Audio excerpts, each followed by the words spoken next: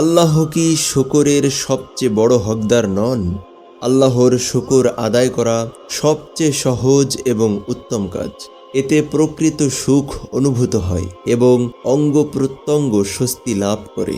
কেননা যখন তুমি আল্লাহর শুকরিয়া আদায় করো, তখন তুমি সেই সব নিয়ামত স্মরণ করে থাকো যেগুলো আল্লাহ তোমাকে দিয়েছেন, এবং সেই বেহিসাব নিয়ামত স্বীকার করো যেগুলো তিনি তোমাকে দান করেছেন। বুজুর্গদের একটি বাণী বর্ণিত আছে, যখন তুমি আল্লাহর নিয়ামতের শুকর আদায় করতে চাও, তখন নিজের চোখ বন্ধ করো, তাহলে তুমি আল্লাহর বিভিন্ন নিয়ামত দেখতে পাবে, যিনি তোমাকে কান, চোখ, বিবেক, দিন, সন্তান, জীবিকা, সৌন্দর্য এবং সম্পদ দান করেছেন।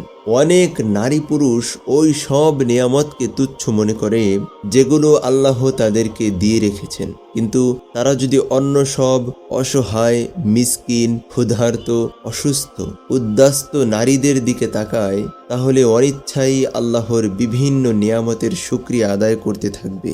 চাই সে মরুভূমির কোনো মামুনি তাঁবুতে অবস্থান করুক, অথবা মাটির ঘরে, অথবা ঝুপড়ি কিংবা খোলা ময়দানে গাছতলায় অবস্থান করুক। সুতরাং তুমি আল্লাহর শুকরিয়া আদায় করো এবং ওই সকল লোকের সাথে নিজের তুলনা করো যারা দৈহিক বা মানসিকভাবে কোনো সমস্যায় জর্জরিত, অথবা যারা শুনতে পায় না, কিংবা যারা সন্তানের নিয়ামত থেকে বঞ্চিত। এমন নারী পুরুষ দুনিয়াতে 1-2 জন নন, বরং অসংখ্য।